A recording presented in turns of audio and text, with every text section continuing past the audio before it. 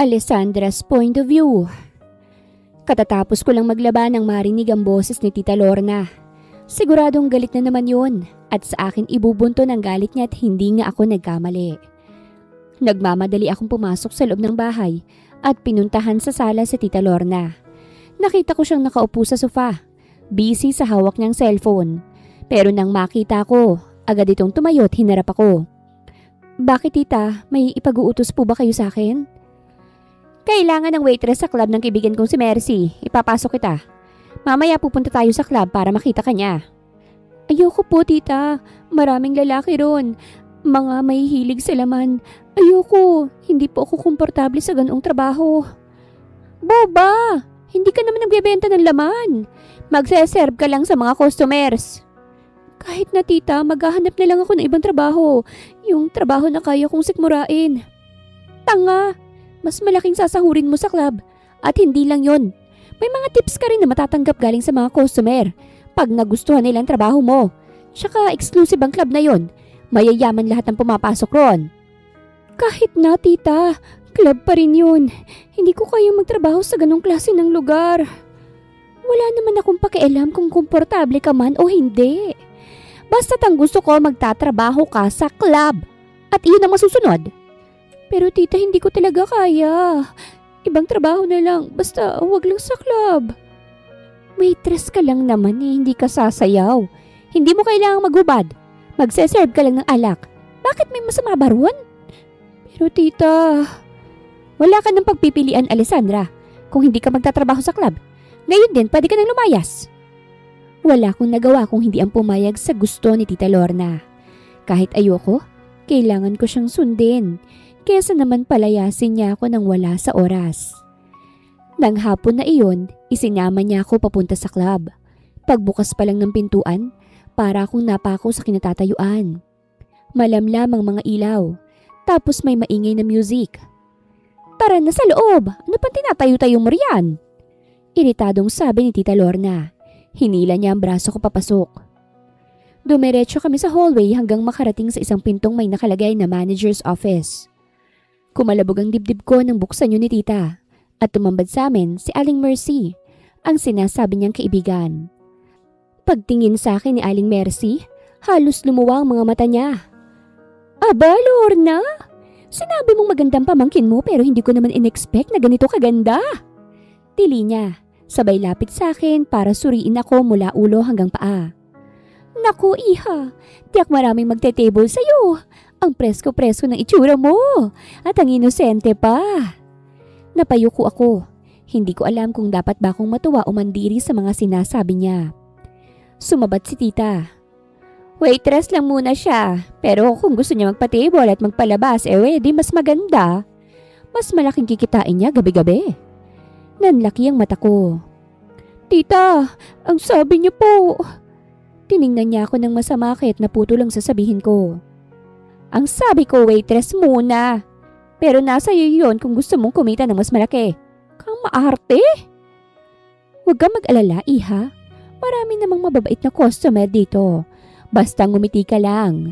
Magdala ng alak sa mesa nila. Tapos kung magtatanong kung pwede kang i-table, ikaw nang bahala. Hindi kita pipilitin. Bukas mag-umpisa ka na. Bibigyan kita ng uniform. Tiyak lalo ka pang gaganda. Hindi ko magawang ngumiti. Tumangulang ako kahit kumikirot ang dibdib ko sa kaba. Paglabas namin ng opisina, tumigil ako sandali at tumingin sa dance floor kung saan maraming babaeng nakamaiksing shorts, fitted crop tops, may ilan pang halos kita ng lahat. Huwag ka nang mag-isip ng kung ano-ano. Trabaho yan at kailangan mo yan. Pero tita, hindi ko talaga kaya yan. Ibang trabaho na lang, please. Pwede ba, Alessandra? Tigilan mo nga yung kaartehan mo. Hindi nakakatuwa. Sang salita pa makakatikim ka na talaga sa akin. Wala akong nagawa kung hindi ang manahimik na lamang. Kahit paulit-ulit akong makiusap kay Tita Lorna, alam kong hindi magbabago ang isip niya. Ngayon pa lang kailangan ko nang ihanda ang sarili ko sa bagong mundong papasukin ko. Kung buhay lang sana sila mama at papa, hindi nila hahayaang mapunta ako sa ganitong lugar. Hindi nila ako ipapasok sa isang club. At higit sa lahat, ang magsilbi sa mga lalaking laseng. Pero wala na sila. Maaga silang kinuha ng Panginoon at simula nun, nawala na rin ang kalahati ng pagkatao ko. At dahil si Tita Lorna lang natitirang kapatid ni Mama, sa kanya ako napunta. Ang akala ko noon magkakaroon ako ng bagong tahanan. Yung may pagmamahal, may pag-aaruga at may pangunawa. Pero simula nang tumuntong ako sa bahay niya, unti-unti kong napatunayang mali ako. Gusto ko nang umalis sa poder ni Tita Lorna. Pero wala naman akong ibang mapupuntahan. Kaya't wala akong choice kung hindi ang magtiis. At lunukin ang masasakit na salitang naririnig ko galing sa bibig niya. At ngayon na ipinasok niya ako sa club na yun, lalo kong naramdaman kung gaano niya akong hindi pinapahalagahan. Bukas, magsisimula na ako sa trabahong kinatatakutan ko. At wala akong magagawa kung hindi tanggapin na ito na ang mundong haharapin ko. Kahit hindi ko ito pinili. Kinaumagahan, maaga akong gumising para maglinis ng sala at pagkatapos tutulong sa pagluluto ng agahan sa kusina. Abala ako sa pag-aayos sa mga throw pillows nang marinig ang yabag ni Tita Lorna sa likod ko. Hindi pa man siya nakakalapit sa akin, nagsalita na siya. "Panggabi ang pasok mo. Mas maganda sa gabi, mas maraming customer. Malaki ang maiuwi mong tip. Huwag kang maarte ah." Pagsapit ng tanghali, dumating si Nancy. Ang kaisa-isang taong nagbibigay sa akin ng pakiramdam na may kakampi ako. Nakasimangot siya agad nang makitang pagod kong muka. "Ano na naman bang ginawa ni Tita Lorna sa'yo?" Huminga muna ako ng malalim bago nagkwento. Kahit papano gumaan ang pakiramdam ko dahil may napaglabasan ako ng sama ng loob. "Hindi ako pabor dyan, Alessandra. Alam mo namang maraming bastos na lalaki sa ganung lugar. Paano kung may mangyari sa'yo?" Tumango ako, pilit na ngumiti. "Wala akong magagawa, Nancy. Kung hindi ko susundin si tita, palalayasin niya ako." "Uy, basta mag-iingat ka ha. At huwag kang papayag na bastusin ka ng kahit na sino. Pag may hindi ka gusto, umiwas ka kagad. Sabihin mo sa akin kung may problema." "Salamat, Nancy. Kung wala ka siguro, ewan ko kung kakayanin ko pa araw-araw." Umiling siya at pinitik ako sa noo. "Ano ka ba? Hindi kita iiwan. Magkaibigan tayong dalawa kaya dapat lang natulungan kita." At habang papalapit ang oras ng unang gabi ko sa club, kapit ako sa tanging bagay na meron ako ngayon. Ang lakas ng loob na pilit kong binubuo. At ang kaibigang hindi ako kinakalimutan. Pagkatapos kumain ng hapunan, ay hindi na ako pinatulong ni tita sa mga katulong sa pagliligpit. Pinaakit niya na ako sa kwarto at pinaghanda para pumasok sa trabaho. 7:00 ng gabi ang pasok ko at 5:00 naman ng umaga ang labas ko. "Bilisan mo riyan!" Iritang sabi ni Tita Lorna mula sa pinto. Nakapamewang pa. "Huwag mo kong paghintayin ng matagal at saka nakakahiya kay Mercy." Tumango ako kahit na gusto ko nang sumagot. Pero hindi. Hindi pwede. Alam kong mauuwi na naman sa sermon to. Nagsuot ako ng blouse at maong pero halatang hindi yun nagustuhan ni Tita Lorna. Tiningnan niya ako mula ulo hanggang paa na may halong inis. "Wala ka bang mas presentable? Para ka namang magsisimba't hindi papasok sa club." Dito po kasi ako komportable, tita." "Bahala ka. Bilisan mo riyan, baka malate ka pa sa first day mo." Tumikwas ang bibig niya at nauna nang lumabas. Pagdating namin sa club, agad kong naramdaman ang lamig ng buong paligid at ingay. Ang daming lalaki, karamihan, pormado, halatang mayayaman at sanay sa ganitong lugar.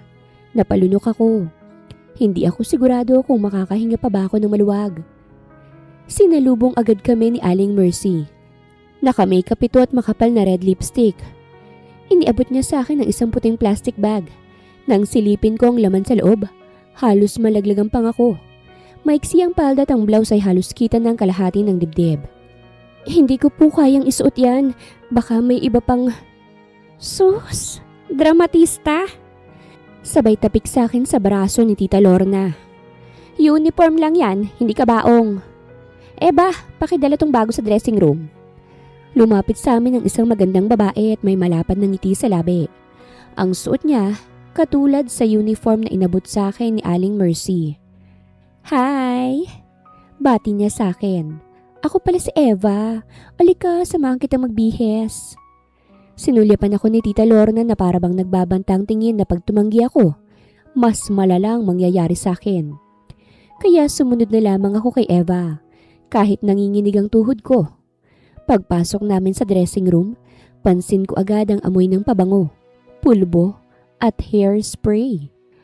May mga babae roon na puro magaganda, naka-makeup, naka-uniform ng mas revealing pa kaysa sa hawak ko. Nagsimula na agad akong kabahan ng todo. Napansin yun ni Eva at ngumiti siya ng marahan. Ayos lang yan. Ganyan talaga pag first day. Lahat kami ganyan sa simula. Pero sa paglipas sa mga araw, unti-unti ring masasanay. Hindi naman lahat ng lalaki rito masama. May mga bastos, oo. Pero may mga mababait rin at kaya mo namang umiwas. Huminga ako ng malalim. Kahit papano, gumaan ang pakiramdam ko. Salamat. Akala ko kasi wala akong kakampi rito. Hala, bakit naman? Maganda ka. Mabait ang aura mo. Sigurado akong maraming makikipag-ibigan sa'yo. Pero tandaan mo ha, ikaw pa rin ang masusunod sa lahat ng gagawin mo. Kahit sabihin ng iba na pwede kang ganito o ganyan, ikaw pa rin ang may hawak sa sarili mo. Ngumiti ako. Isa si Eva sa mga unang nagpakita sa akin ng kabutihan ng walang kapalit. By the way, pag may customers na bastos, sabihin mo agad sa amin. Hindi ka namin pababayaan. Maraming salamat, Eva. Dahil sa'yo gumaan ang pakiramdam ko at nabawasan ang kaba dito sa dibdib ko. Wala yun, malit na bagay. Saka sino pa bang magtutulungan dito kundi tayo-tayo rin. Sa tulong ni Eva kahit papano, ay napanatag ang loob ko sa club. Sa tuwing gumagalaw ako at mag-aabot ng inumin, maglilinis ng mesa o mag-a-assist, palagi siyang nasa likod ko o nasa hindi kalayuan. Sapat na yun para hindi ako maparalyze sa takot. At sa awa ng Diyos, naging maayos naman ang unang gabi ko bilang waitress. Walang bastos na nanghablot sa akin at wala ring masyadong nagtatanong kung pwede ba akong maitable. First night, I survived. Bulong ko sa sarili habang nasa biyahe pa uwi ng bahay. Pero pagdating sa bahay, tulad ng nakasanayan, sasalubungin ako ng malamig na tingin ni Tita Lorna at hindi nawawala ang isang bagay na hinihintay niya palagi. Akin ang pera mo! Inabot ko ito ng walang reklamo.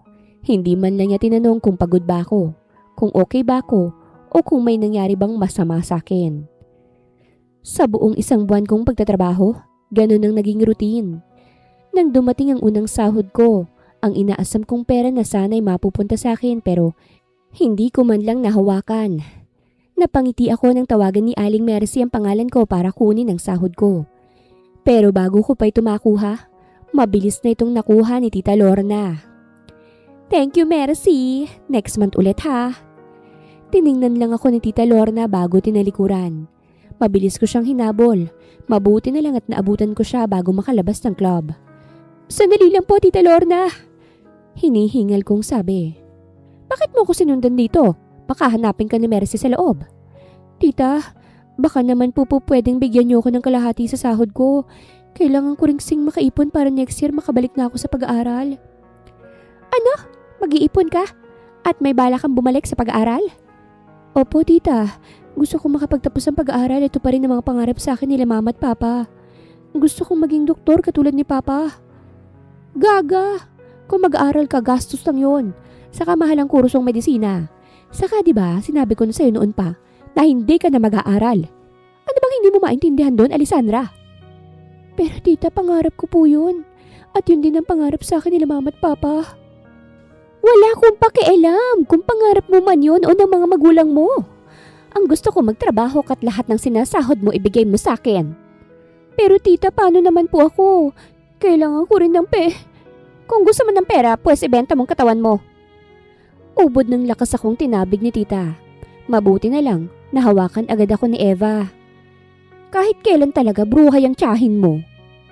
Isang gabi, wala pang gaanong customer. Nakatayo kami ni Eva sa gilid ng counter. Tingin mo, Alessandra, ilang araw ka pa ganyan? Anong ganyan? Balik tanong ko kay Eva. Hindi ka ba napapagod na maging waitress? Maliit lang ang regular tips mo tapos kinukuha pa ng tiyahin mong bruha pati sahod mo. Kaya ang ending kahit piso wala ka ng pera. Hindi ko naman siya kayang labanan eh. Saka malaki yung utang na loob ko sa kanya. Naiintindihan kita pero kung gusto mong makaipon agad, may mas mabilis na paraan. Hindi Eva, hindi ko kayang ibentang sa... Hindi yun. Mabilis niyang putol. Nagtaas pa ng kamay. Hindi kita tinutulak doon Hindi ako ganyan. Ang sinasabi ko, pwede kang magpa-table. Hindi ka mahihirapan doon. Table? Pag-uulit ko sa kanya. Oo girl, hindi naman ibig sabihin nun isasama ka nila agad sa kwarto. Pinisil niya ang braso ko. Depende yun sa'yo, tapos kung ayaw mo, no lang. Pero ano bang ginagawa pag naka-table? Simple lang, uupo ka sa tabi nila, makikipag-usap at makikinig. Sasamahan silang uminom pero ikaw hindi mo naman kailangang uminom. Pwede mong idahilan na bawal sa health mo or may iniinom kang gamot. Huminga si Eva ng malalim. Walang tinatantsyang reaksyon ko bago nagpatuloy sa pagsasalita. Piliin mo yung customer na mag-isa lang. Yung hindi maingay, hindi bastos. Kung kaya mong pumili, dun ka sa mabait, tahimik at may itsura. Para naman safe. Natatakot ako Eva, baka hindi ko kaya. Hindi kita pababayaan. Mabilis niyang sagot. Maganda ka Alessandra. Yung tip mo, pwedeng times 10 yun. Kaya mong makapag-ipon sa loob ng isang buwan ng mas malaki pa kaysa sa sahod mo, no? Isang buwan? Oo. Kung may gusto kang patunayan sa buhay mo, hindi ka forever trapped sa setup ng tiyahin mo. Pwede kang umalis, pwede kang magbukod, pero para doon, kailangan mong makaipon. Tama si Eva. Pwede akong makawala kay Tita Lorna. Pwede kong makuha ang buhay na gusto ko at matupad ang pangarap ko. Pwede kong bumalik sa pag-aaral. At pwede akong mabuhay ng walang takot na iniisip. Pero choice mo yan. Hindi kita pipilitin. Huwag mong gagawin kung hindi ka komportable. Sinasabi ko lang na may paraan para makalaya ka sa tiyahin mong bruha. Kennedy's point of view. Matagal-tagal na rin mula nang huli akong lumabas. Para akong robot nitong mga nakaraang buwan.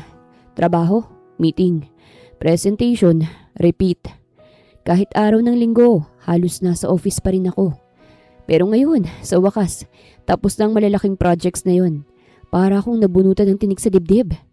At dahil doon, nagdesisyon akong magpahinga kahit 2 araw lang.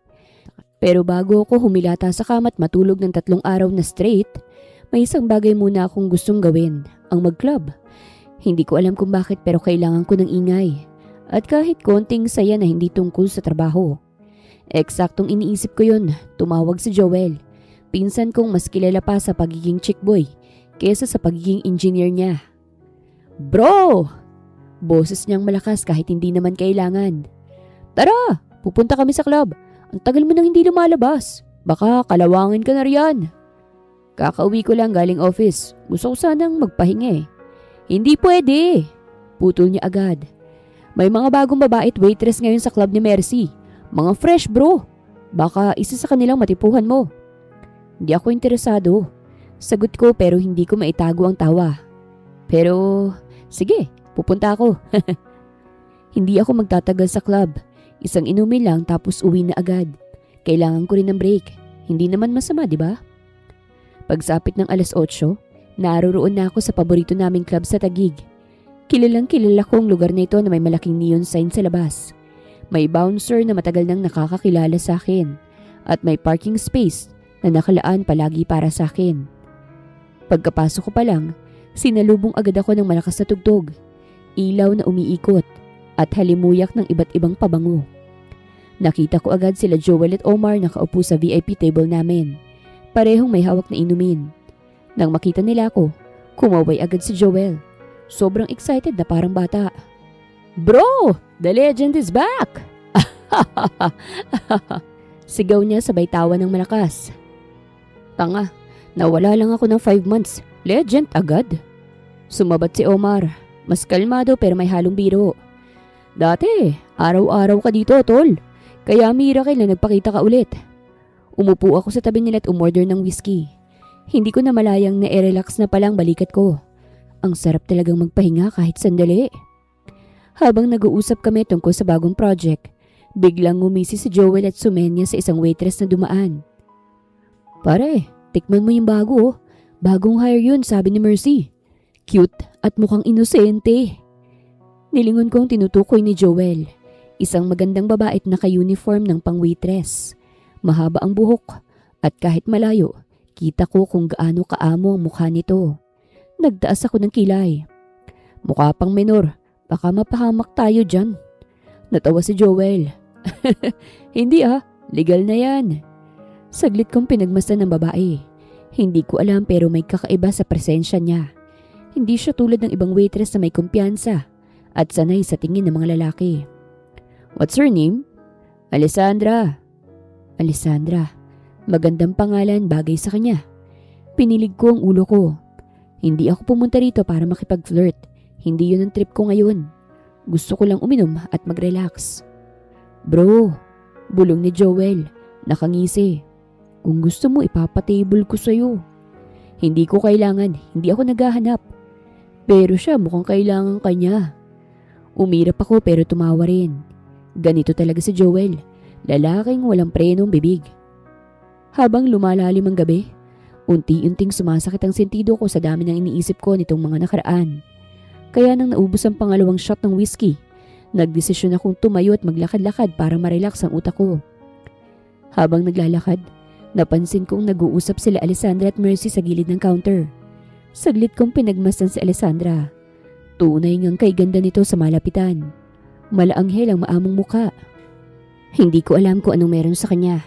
Pero simula nang magtama ang mga mata namin kanina, hindi na siya nawala sa isip ko. She's different. Simple, mahinhin. Hindi siya bagay sa ganitong lugar. At mas lalo akong na-curious nang mapansin na hindi siya katulad ng ibang babae sa club. Yung mga tingin niya, may halong kabat pag-aalinlangan. Nang mapagod ako sa kalalakad, bumalik na ako sa table namin. Si Joel syempre busy sa kakatawa at pakikipaglandian sa dalawang babaeng katabi niya. Oh, akala ko ba iikot ka lang? Bakit natagalan ka ata? I want her. Napataas ang kilay ni Joel. Sino? Tinuro ko nang hindi nahahalata. Yung bagong waitress. Yung mapungay ang mga mata. Si Alessandra. Sus, kung wari ka pa kanina na ayaw mo eh. Gusto mo naman pala. Sige, ako nang bahala. Gusto ko siyang itable. Tinawag agad ni Joel ang isang waitress. Si Eva yata ang pangalan. Lumapit to at yumuko ng bahagya. Hello mga sir, anong maipaglilingkod ko sa inyo? Pakisabi kay Mercy, itetable ng pinsan ko yung bagong waitress nyo, si Alessandra. Sabi ni Joel na may dagdag pang gindat na para bang nanalo na ako sa kung anong pustahan. Naku, pasensya na po sir, hindi kasi nagpapatable sa Alessandra. Iba na lang po, marami namang mga bago, hindi lang si Alessandra. Hindi pwede, sa Alessandra ang gusto ng pinsan ko eh, saka malaki itong magbigay ng tip. O sige po sir, kakausapin ko muna si Alessandra, pero hindi ako sure kung papayag siya. Saglit kaming iniwan ni Eva para kausapin si Alessandra. Habang hinihintay namin sila, sunod-sunod ang paglagok ko ng alak. Umaasa ako na papayag si Alessandra. Ewan ko ba kung bakit bigla akong naging interesado sa kanya. Hindi nagtagal, nakita naming papalapit sa amin si Eva. Kasama niya na si Alessandra. Tinapik ako sa balikat nila Joel at Omar, sabay ngisi. Mukhang pumayag Swerte mo bro, inosenteng makakatable mo ngayon. Ay nako Joel, para kang ewan. Kung naiinggit ka sa akin, humanap ka rin ng sayo. Oo nga naman Joel, tama si Kennedy. Kesa siyang nakikita mo. No need, dahil sila mismong lalapit sa akin at sasabihin na gusto nila akong makasama sa table. Naiiling na lang ako sa mga pinagsasasabi ni Joel. Ilang sandali pa, nasa harapan na namin sila Eva at Alessandra. Good evening po mga sir. Goodness, even her voice sounds soft. Tumayo ako ng konti para hindi siya masyadong mailang. Gusto kitang itable. Don't worry, safe ka sa amin. Lalo na sa akin. O sige po sir, pumapayag po ako. Umusod ako ng konti para makaupo si Alessandra. Amoy na amoy ko ang pabangong ginamit niya na nanunuot sa ilong ko. Simple lang ang amoy pero kakaibang bango. Maging ang buhok niya. Tawagin mo na lang akong Kennedy. Sige po, kayo pong bahala. Sabi ko, tumingin sa kanya sabay abot ng menu. Anong gusto mong inumin o kainin? Diyos na lang po. Medyo nahihiya niyang sagot sa akin. You can choose anything. Hindi mo kailangang mahiya sa akin. Diyos lang po talaga sa akin. Napansin kong nahihiya talaga siya. Pero hindi dahil sa akin kung hindi dahil sa lugar. Hindi siya sanay. Hindi siya komportable. And honestly, mas lalo ko siyang nagugustuhan dahil doon. Tinawag ni Joel ang isang waiter. Boss, isang orange juice para kay, madam. Napansin kong lalong nahiya si Alessandra at napayuko. Kaya siniko ko si Joel sa tagiliran. Huwag mo siyang biruin ng ganyan. Okay, sorry. Anyways, ilang days ka na ba ritong nagtatrabaho? 1 month pa lang. I knew it. Kaya pala, kabado ka pa. Gusto mo ba rito? Kamustang trabaho mo? Maayos naman ba? Maayos naman po. Kahit papano nakakapag-adjust na ako sa mga customers. Mabuti naman kung ganun. Sa tingin ko masyado ka pang bata para magtrabaho rito. Ilang taon ka na ba? Magto-20 na next month. Oh, I see. Sinong nagpasok sa'yo rito? Mga magulang mo? Hindi. Wala na akong mga magulang. Ang tita Lorna kong nagpasok sa akin dito. What? Bakit ka naman pinasok rito ng tita Lorna mo? Napansin ko na medyo nag-aalangan si Alessandra na sagutin ang tanong ko. Dahil dito, iniba ko na lamang ang tanong ko. Nung una, nararamdaman kong nahihiya pa sa akin si Alessandra. Pero habang lumilipas sa mga oras, napapansin kong unti-unti nang napapalagay ang loob niya sa akin. Pwede ko bang subukan kung anong lasa ng alak na yan? Sure, pero konti lang. Baka hindi mo magustuhan or kung gusto mo, i-order na lang kita ng vodka. Hindi na kailangan. Yan na lang. Same lang naman silang alcohol. Yeah, pero magkaiba pa rin.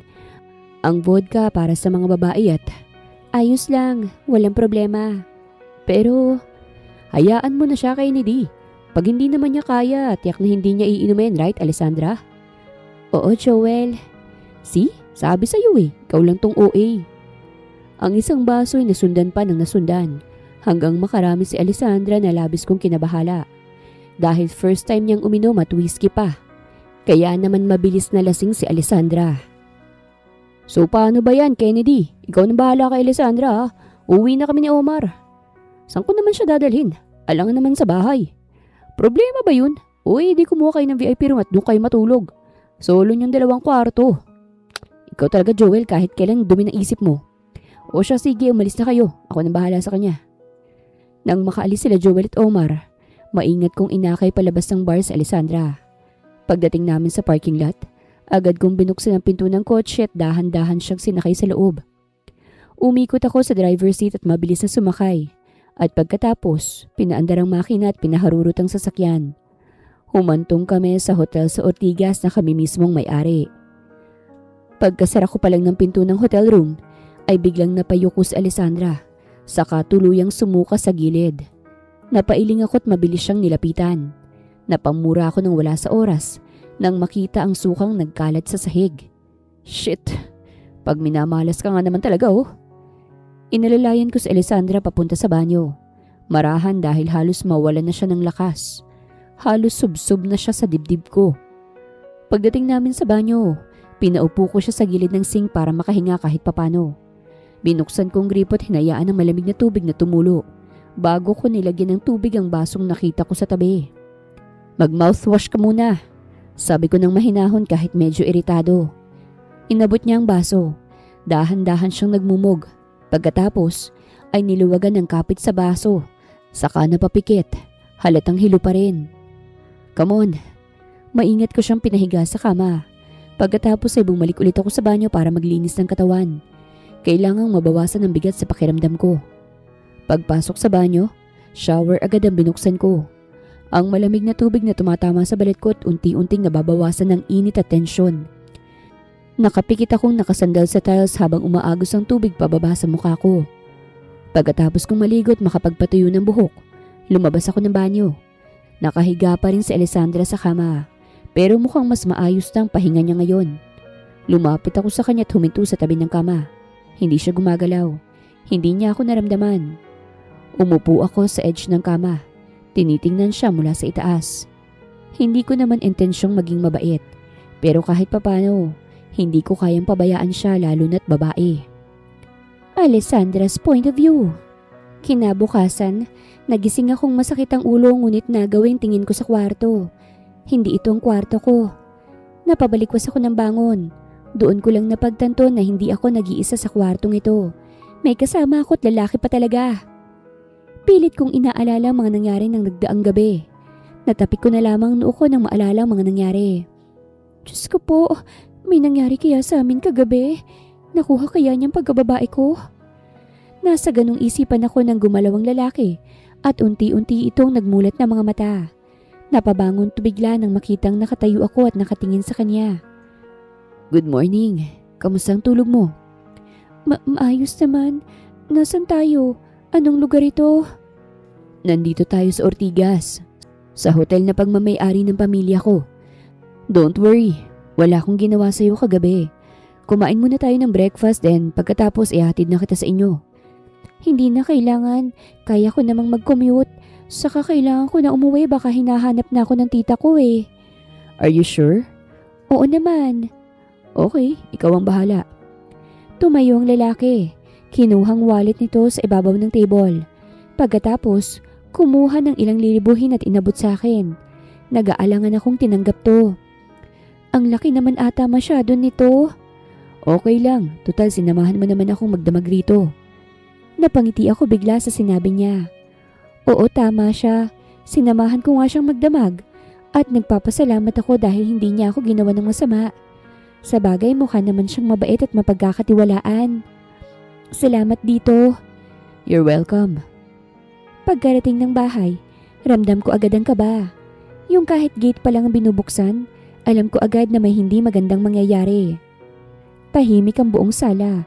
Pero pagdaan ko sa malaking bintana, nakita ko si Tita Lorna sa garden.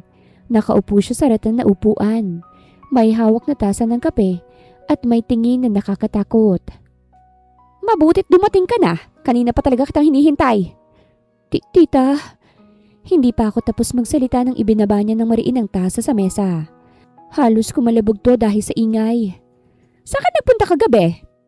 Nasa labas lang po ako. Huwag mo akong gawing tanga, Alessandra.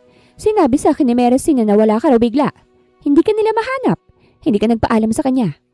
Ano ngayon ang ipaliliwanag mo sa akin, ha? Tita, may nangyari lang po.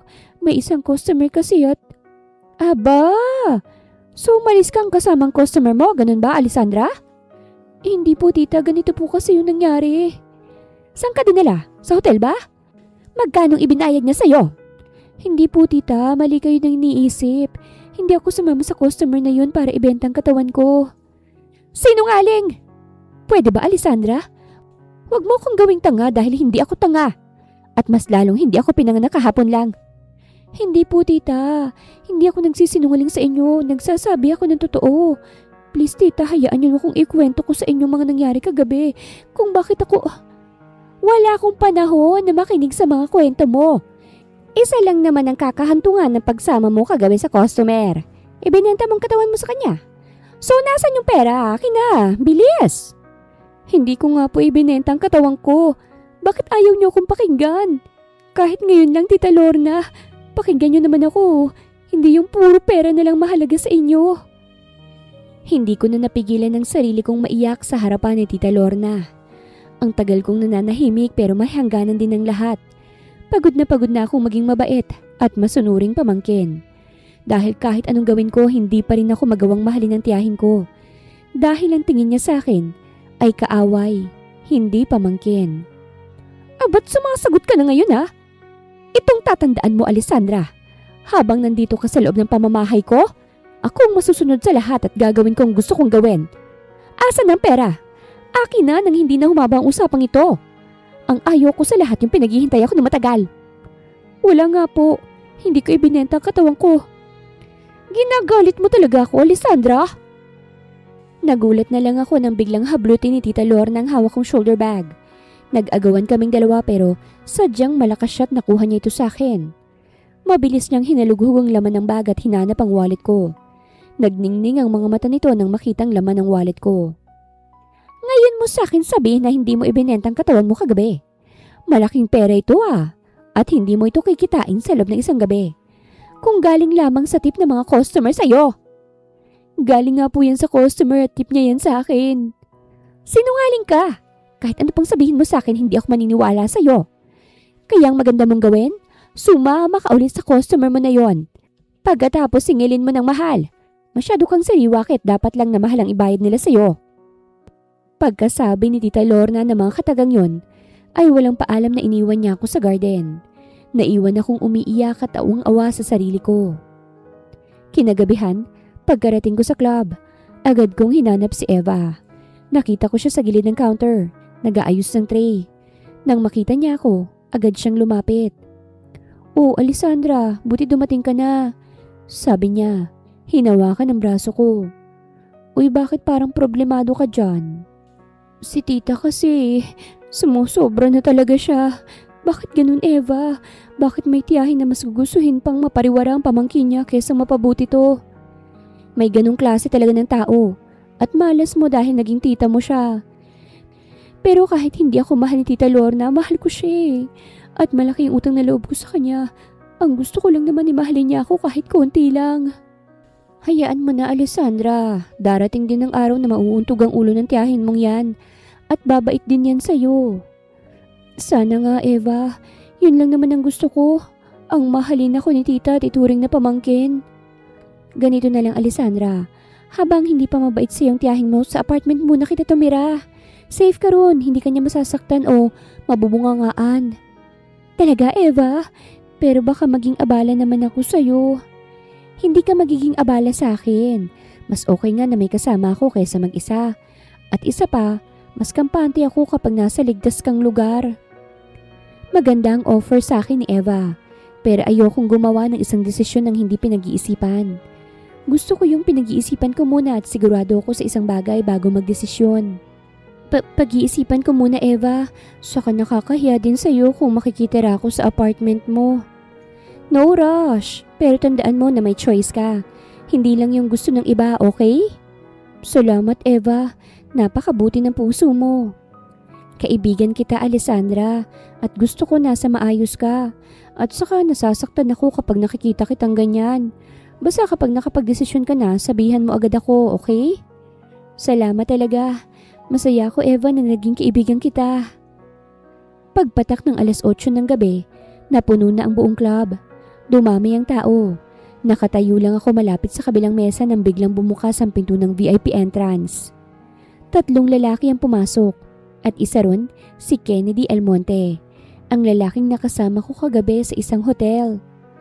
Kahit isang beses ko palang nakakasama si Kennedy, pakiramdam ko mabuti siyang tao at mapagkakatiwalaan. Kamuntik pa akong mapatili nang biglang sumulpot sa harapan ko si Eva at may ngiting nakakaloko. "Uy!" Sabay kurot sa tagiliran ko. "Ayan ang boyfriend mo." "Ha? Anong boyfriend? Ano ka ba, Eva?" Sagot ko pero namumula ko. "Hindi ko siya boyfriend. Customer siya kaya't nandirito siya." "Hindi mo nga siya boyfriend pero sa tingin ko type ka niya. At ikaw, nararamdaman ko ring type mo rin si Kennedy." "Hindi oh. Lokohin mo ng ibang nandito, wag ako." "Oo na. Sige na. Crush ko nga siya pero hanggang dun lang yon. Saka imposibleng magustuhan niya ako. Magkaiba kami ng mundo." "Wala namang imposible sa pag-ibig. Ang pagkakaalam ko nga single pa yang si Kennedy. Pero hindi ko lang alam kung may girlfriend ba siya o wala. Kung sakaling meron, sigurado naman ako na mas maganda ka ron." "Ewan ko sa'yo, Eva. Ang dami mong sinasabi. Halika na nga't magtrabaho na tayo. Baka makita tayo ni Aling Mercy. Mahirap na." "Oo na po. Puntahan mo ng crush mo. Bilis." "Ayoko. Ikaw na lang. Nahihiya ako sa nangyari kagabi." "Bakit? Ano bang nangyari kagabi?" "Wait. Don't tell me na may nangyari sa inyo." "Hoy, walang ganun ah. Nalasing lang ako at dinala niya ako sa hotel nila." "Yun lang?" "Oo, yun lang. Ikaw talaga, Eva, ang dumi ng isip mo." "Malay ko ba kung nabiyak niya na yung..." "Eva, ang bibig mo. Baka may makarinig sa'yo. Walang ganun, okay? Natulog lang kami. Maliban dun wala na." "Okay, sabi mo eh." Kennedy's point of view. Pagpasok pa lang namin, automatic nang gumala ang mga mata ko. At sa wakas nakita ko siyang nakatayo sa gilid, kausap si Eva. Saglit na nagtagpo ang mga mata namin. 1 segundo lang. Pero sapat na para maramdaman kong may kumalabog sa dibdib ko. Pero mabilis din siyang nagbawi ng tingin.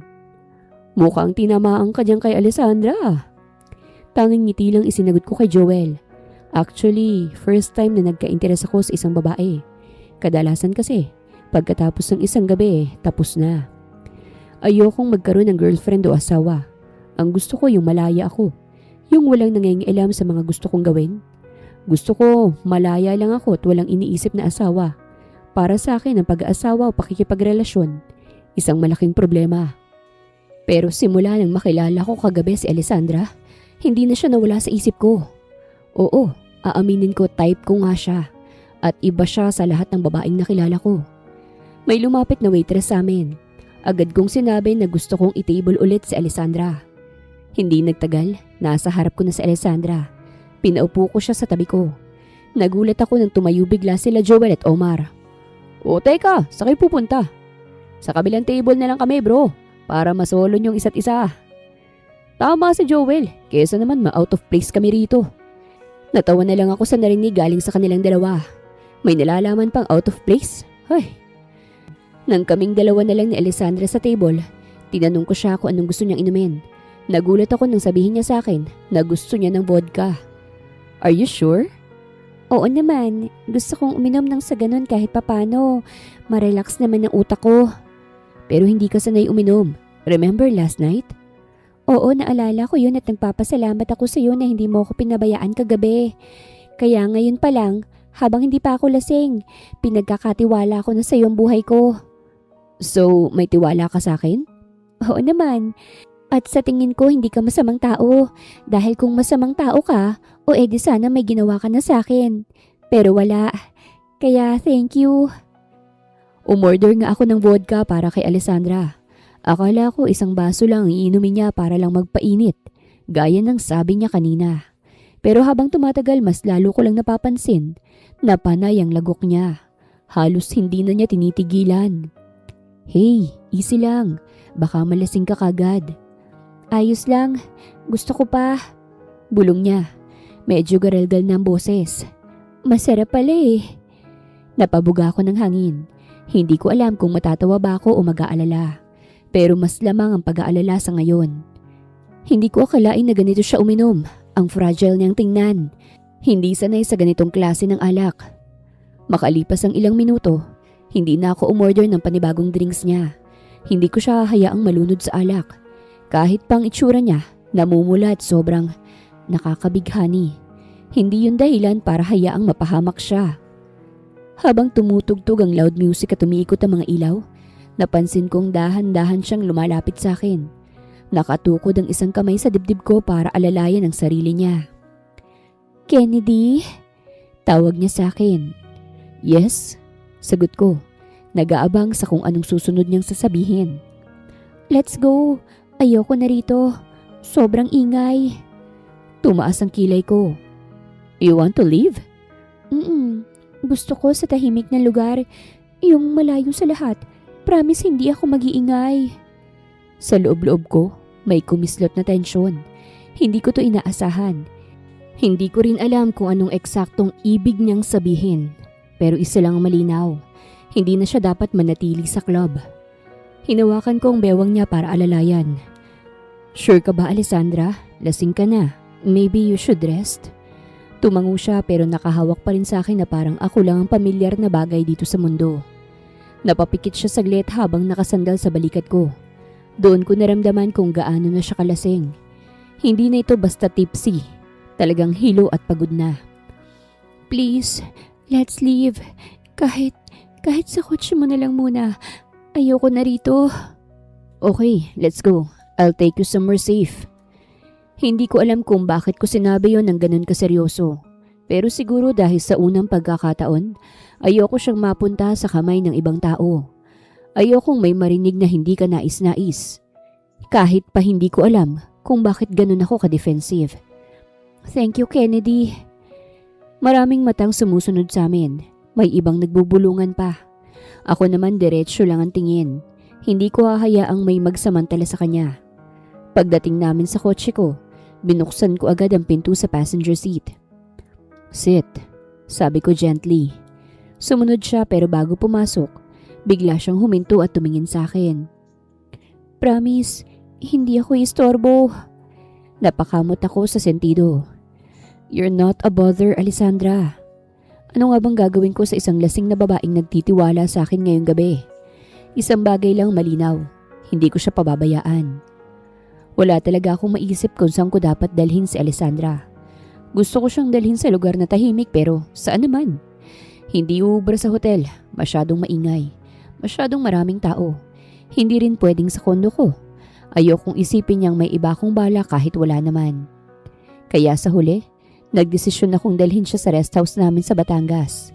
Tahimik ron, malayo sa syudad, malayo sa kahit na anong maaaring magpabigat ng loob niya. Sigurado akong makakapagpahinga siya doon ng maayos. Habang umaandar ang sasakyan, wala na akong narinig mula kay Alessandra. Kanina pa siyang hindi umiimik kahit sumulyap ako sa kanya. At saka ko lang napansin na nakatulog na pala siya. Mahigpit ang pagkakayakap niya sa jacket ko. Hindi niya namalayang nahulog na ang ulo niya sa side window. She must be exhausted. Pagdating namin sa rest house, mas lalo kong nakita kung gaano siyang kapayapa habang natutulog. Dahan-dahan akong lumapit sa gilid niya. Ayoko siyang magising. Maingat kong tinanggal ang seatbelt. At pagkatapos, inilahad ko mga braso para buhatin siya. She was so light. Pagpasok sa loob ng bahay, diretso kami sa kwarto. Binuksan ko ang ilaw. Ibinaba ko siya sa kama ng dahan-dahan. Sinisigurong hindi siya magigising. Tiningnan ko muna siya sandali. The way her hair covered part of her face, the way her breathing stayed soft and steady. Hindi ko mapigilang mapahinga ng malalim. She looked so fragile. Kinuha ko ang kumot at marahang itinabi sa kanya para lumabas ng kwarto. Pinagmasdan ko muna ng sandali ang payapang mukha niya. Tulog ka lang. You're safe here. Paglabas ko ng kwarto, nagtungo ako sa kusina. Tahimik ang buong rest house. Tanging huni lang ng kuliglig ang maririnig. Binuksan ko ang ilaw. Kumuha ng mga ingredients na nakita sa fridge.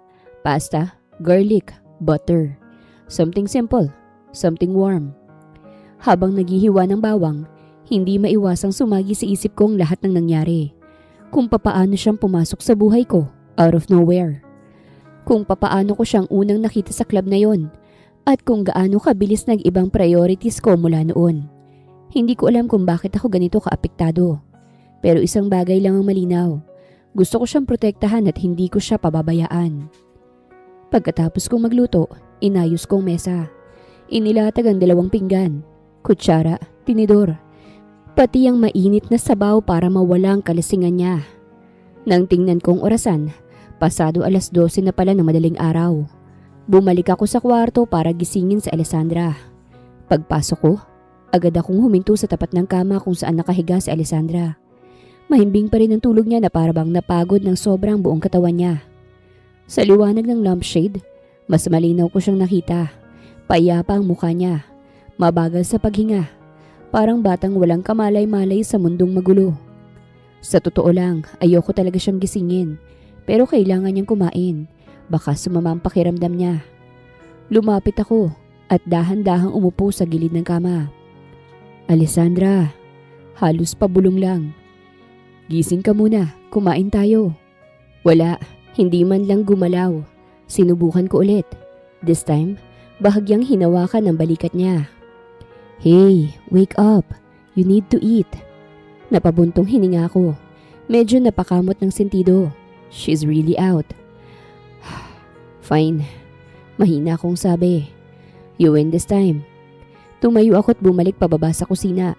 Isa-isang niligpit ang mga plato. Sayang pero wala akong choice. Hindi naman siya kakain kahit anong pilit ko. Habang inaalis sa mga pagkain sa mesa, napatingin ako sandali sa sariling refleksyon sa bintana. Hindi ko alam pero may kakaibang pakiramdam sa dibdib ko. Isang bagay na ngayon ko lang naramdaman. Nang matapos kong linisin ang mesa, umakyat ulit ako sa kwarto. Pagpasok ko, hindi ako lumapit sa kama. Dumiretso ako sa sofa sa gilid ng pinto at umupo ron. Nakatingin lang ako kay Alessandra. Still sleeping. Still peaceful. Hindi ko maiwasang mapaisip. What the hell am I doing? Ako si Kennedy Almonte. Sanay sa babae. Alam ko kung papaano silang gumalaw. Umasta. Lalo na sa club. Pero si Alessandra, ibang klase. Para siyang puzzle na walang gabay. Walang pattern. Hindi ko mabasa. And for the first time, hindi ko alam kung anong dapat kong gawin sa nararamdaman ko. Napahiga ako ng bahagya sa sofa. Ipinatong ang braso sa noo at pumikit sandali. Dahil hindi ako sanay matulog sa sofa, kaya naman bumangon ako at lumipat sa tabi ni Alessandra.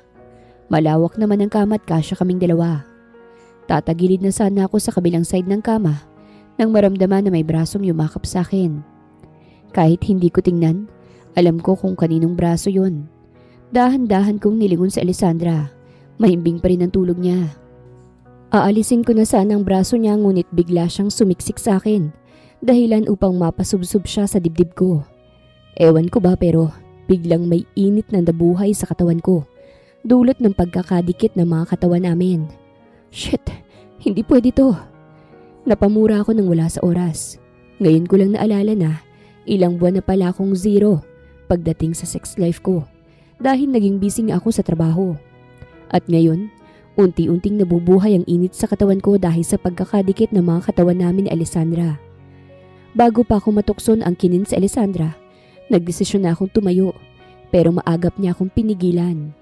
Ngayon ko lang napansin na gising na pala siya at nakatingin sa mukha ko. Kanina ka pa ba gising? Ngayon lang. Saan ka pupunta? Sa sala na lang ako matutulog. Bakit naman? Malawak naman tong kama at kasya tayong dalawa. Baka kasi hindi ka komportable pag nandito ako. O sige na, matulog ka na ulit. Bakit, Kennedy? Gusto mo ba akong angkinin? What? Anong sinasabi mo, Alessandra? Hindi kita maintindihan. Sagutin mo na lang ang tanong ko. Gusto mo ba akong angkinin? Oo, hindi lang ang isasagot mo sa akin. Sa tingin ko, lasing ka talaga. Kung ano-ano nang sinasabi mo eh. O sige na, lalabas na ako para makatulog ka ulit. Oo, lasing ako, Kennedy, pero malinaw ang isip ko. Alam kong sinasabi ko. Kung gusto mo akong angkinin, go ahead. Hindi kita pipigilan. Nalunok ko biglang sariling laway ko. Oo, aaminin ko gusto kong angkinin si Alessandra. Pero hindi sa ganitong paraan. Bukas na lang tayo mag-usap pag hindi ka nalasing. Tatayo na sana ako nang mabilis akong pigilan ni Alessandra at naupo sa tabi ko. Nakipagtitigan siya sa akin. Sa huli, ako ang naunang nag-iwas ng tingin. Bakit hindi mo ako matingnan ng matagal? Dahil ba hindi mo kaya? Bukas na lang tayo mag-usap, Alessandra. Please, huwag mo akong tingnan ng ganyan. Baka hindi ako makapagpigil at... At ano, Kennedy? Nothing. Kung gusto mo akong angkinin, hindi kita pipigilan. Malaya mo akong maangkin. Ibibigay ko sa iyong sarili ko ng walang pag-aalinlangan. Kiss me, Kennedy. Pasayahin mo ako kahit ngayong gabi lang. Magandang araw, mga viewers! Ang kwentong ito ay hatid ng Love Series TV. Salamat sa pakikinig! Alessandra's point of view. Nakita kong pag-aalinlangan sa mga mata ni Kennedy. Nanatili siyang tahimik at nakatingin lang sa akin. Waring nakikiramdam kung nagsasabi ba ako ng totoo o dahil lamang sa bisa ng alak. Nang hindi pa rin gumalaw si Kennedy, ako na mismong lumapit sa kanya at nangahas na halikan siya sa labi. Dampi lamang yon. Wala naman akong alam kung papaanong humalik. Nagulat na lamang ako nang mabilis niyang inangkin ang mga labi ko. Halos mapugto ang paghinga ko sa paraan ng paghalik sa akin ni Kennedy. Noong una, simpleng halik lamang yon. Ngunit habang tumatagal, palalim ng palalim. Napasinghap na lang ako nang bumaba sa dibdib ko ang mga halik niya. Nag-uumpisa na ring maglakbay ang isang palad ni Kennedy sa ilalim ng suot kong uniform na nagdulot ng kakaibang pakiramdam sa akin. Yung pakiramdam na hindi ko maipaliwanag kung anong tawag doon. Basta ang sigurado ako, nagugustuhan ko ang ginagawa sa akin ni Kennedy. Huminto bigla si Kennedy at humarap sa akin.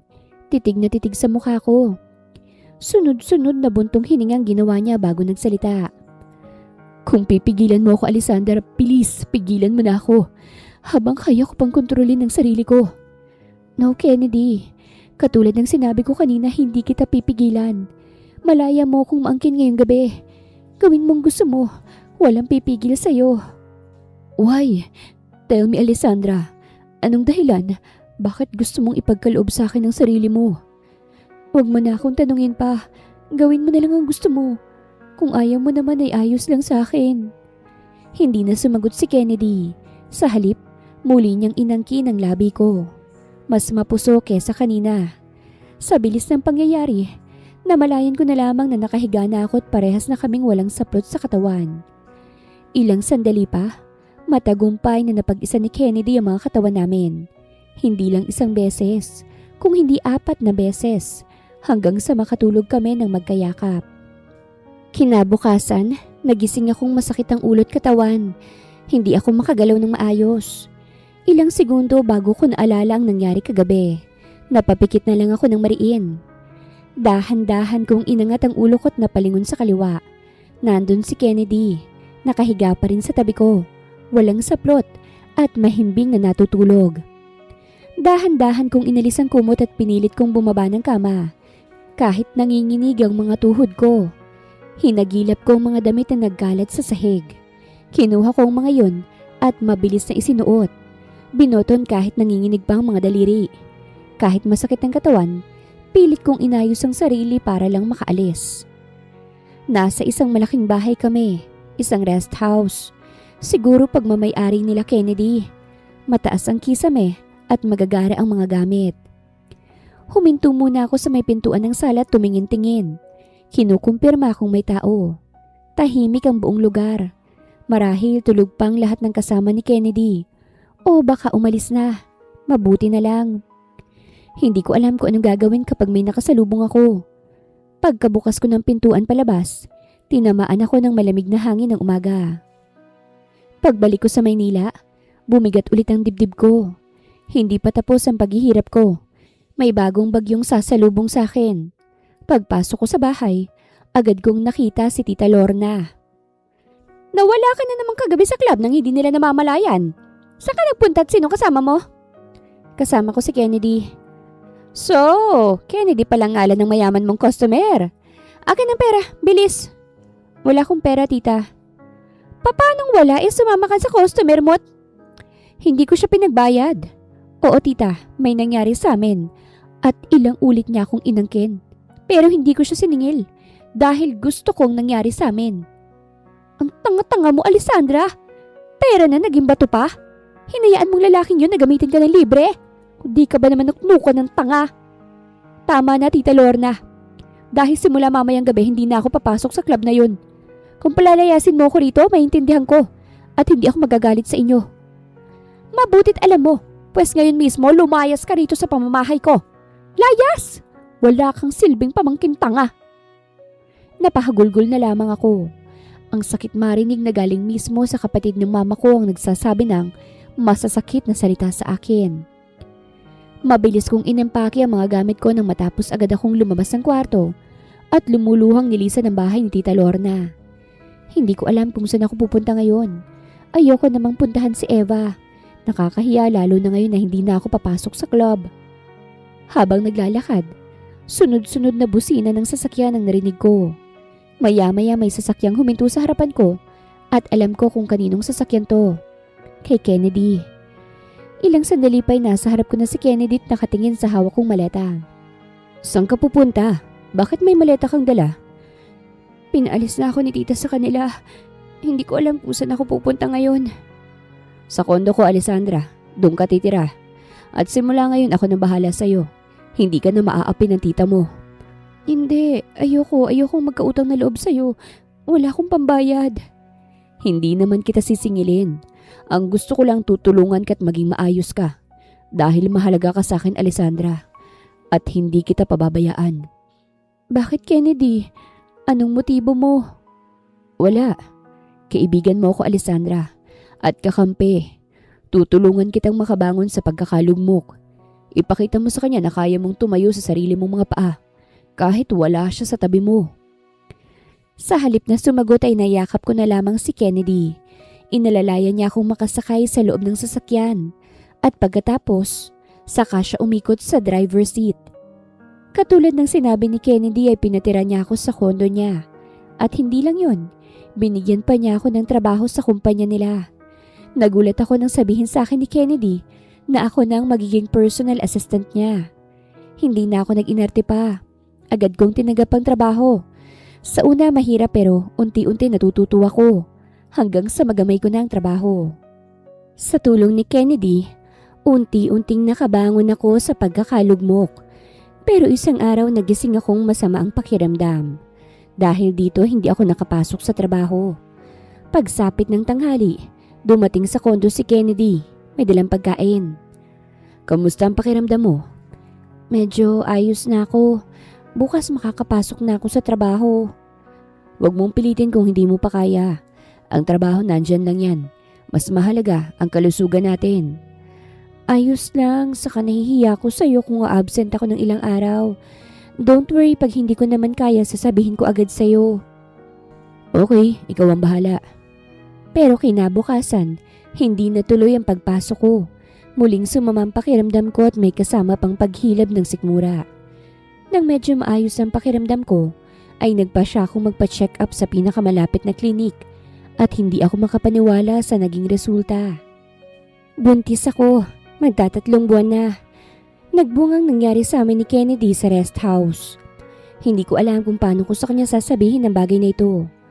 Oo, mabait siya sa akin pero ayokong umasa na pananagutan niya ako. Wala naman siyang sinasabi sa akin na mahal niya ako at ayokong umasa. Mahirap masaktan at iyon ang ayokong maramdaman. Kinahaponan, dumating si Kennedy. May dalang mga pagkain at prutas. Tulad ng inaasahan ko, kinamusta niyang lagay ko at nagtanong kung anong resulta sa check-up ko. Alam kong masamang magsinungaling pero kailangan kong gawin. Wala naman, may nakain lang ako na hindi nagustuhan ng tiyan ko. Ah, ganun ba? Okay, ganito na lang. Magpahinga ka muna kahit ilang days. Then, pag magaling ka na, saka ka pumasok sa opisina, okay? Okay, sige. Salamat. Kennedy's point of view. Sa totoo lang, hindi ako naniniwala sa sinabi sa akin ni Alessandra. Alam kong nararamdaman kong may itinatago siya sa akin at iyon ang aalamin ko. Makalipas ang ilang araw, bumalik na sa trabaho si Alessandra. Pero napapansin kong may kakaiba sa kanya. Katulad ngayon, sabay kaming kumain ng lunch pero ayaw niyang galawin ang pagkain niya. May problema ba sa food? Wala naman. Kung wala, bakit hindi mo kinakain? Ang baho kasi ng amoy. What? Hindi naman ah. Saka diba favorite mo itong kare-kare? Oo nga, favorite ko yan. Pero ang baho talaga ng peanut. Siguro iba na lang kakainin ko. Napailing akong bigla. Hindi naman mabaho ang peanut. Kung tutuusin, ang bango-bango nga ng amoy. Napapansin kong medyo weird ngayon si Alessandra. Pero dati hindi naman siya ganito. Kinahaponan, hinatid ko muna siya sa kondo bago umuwi ng bahay. Habang nasa biyahe, napansin kong naiwan ni Alessandra ang gamot niya. Kinuha ko ito at binasa. Nanlaki ang mga mata ko nang mabasang vitamins yon sa buntis. Buntis si Alessandra? Wait, kung buntis siya, ibig sabihin akong ama. My goodness, magiging daddy na ako. Sa halip na umuwi ng bahay, bumalik ako sa kondo. Nagulat pa si Alessandra na mapagbuksan ako ng pinto. Oh, Kennedy, bakit bumalik ka? May nakalimutan ka ba? Wala akong nakalimutan, pero ikaw meron. Ano naman ang nakalimutan ko? Itong vitamins mo. Bakit hindi mo sinabi sa akin na buntis ka? Bakit? Dahil bunga lamang ito ng isang gabing katangahan ko. Yumi, nagsisisi ka na may nangyari sa atin? Na ipinagkaloob mo sa akin ng sarili mo? Hindi, Kennedy. Ayoko lang masaktan kaya't hindi ko sinabi sa yung tungkol rito. Masaktan? Bakit ka naman masasaktan? Dahil hindi mo naman ako mahal. Na kaya may nangyari sa atin dahil akong humiling sa'yo. At sa tingin ko napipilitan ka lang ng time na yun. Sa tingin mo talaga napipilitan lang ako ng time na yun? Isipin mong mabuti, Alessandra. Ilang ulit kitang inangkin. Kung napipilitan ako dapat isang beses lang. Pero hindi. Dahil lang totoo, gustong gusto kong nangyari sa atin. Talaga, Kennedy? Yes, Alessandra. Gustong gusto ko. Gusto mo, ulitin natin ngayon? Ha? Hindi ko na hinintay na makapagsalita pa si Alessandra. Mabilis ko siyang siniil ng halik sa labi na agad niya namang tinugon. Nang matapos naming pagsaluhan ng mainit na sandali, napansin kong nanahimik bigla si Alessandra. Dahan-dahan ko siyang pinaharap sa akin hanggang magtagpo ang mga mata namin.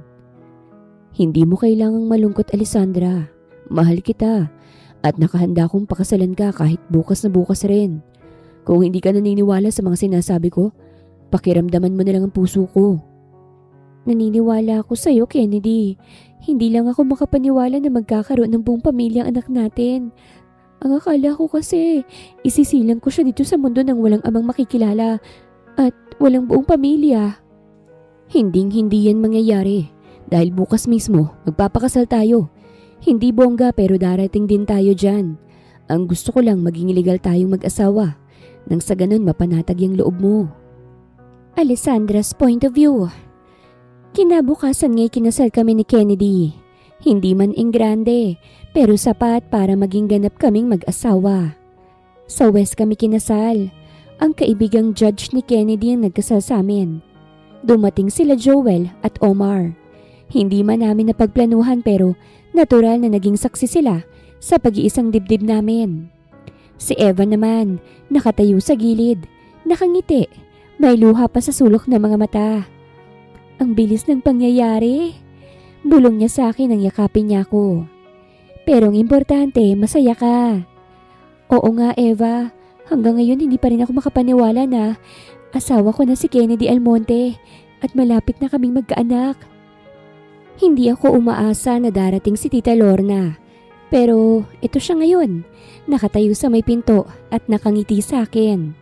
Dahan-dahan ko siyang nilapitan at ngumiti. Congratulations, Alessandra. Masaya ako para sa iyo. Patawarin mo sana ako sa lahat-lahat.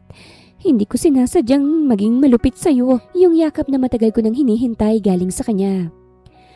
Okay na po, tita. Sabi ko ng marahan. Hindi ko po gusto mabuhay ng may galit sa dibdib. Pinatawad ko na po kayo. Salamat, Alessandra. Napakabait mong bata. At iyon ang hindi ko nakita. Naging bulag ako. Pangako babawi ako sa iyo at sa magiging apo ko. Kahit hindi na po, tita. Ang mahalaga maayos na tayo at kinikilala niyo na ako bilang pamangkin at kadugo. Pagkatapos ng kasal, dumiretso na kami ni Kennedy sa Batangas, sa rest house nila. Sabi niya doon kami mag-honeymoon. Hindi ko alam kung paano dapat mag-react. Kinabahan ako bigla. Marahil ganitong pakiramdam ng bagong kasal at nalalapit sa honeymoon stage. Nang makarating kami ng Batangas, sinalubong kami ng mabangong amoy ng mga pagkain. Nagpaluto pala ng maraming pagkain si Kennedy para sa akin. Wow, ang daming food! Nagustuhan mo ba? Hindi lang nagustuhan, kung hindi gustong gusto ko. Salamat, Kennedy. Pinaparamdam mo talaga sa akin kung gaano mo kong kamahal. I love you, Mr. Almonte. I love you more and more. Ikaw ang dahilan, Alessandra, kung bakit nagbagong pananaw ko sa buhay. Ikaw ang dahilan kung bakit natuto kong magmahal. Mahal na mahal kita. Mahal na mahal na mahal. Mas mahal kita, Kennedy. Hindi ko inaakala na mamahalin mo ang isang katulad ko. Minahal mo ko sa kabila ng trabaho ko sa club. Dahil sa iyo, nagbagong madilim kong mundo. Wakas.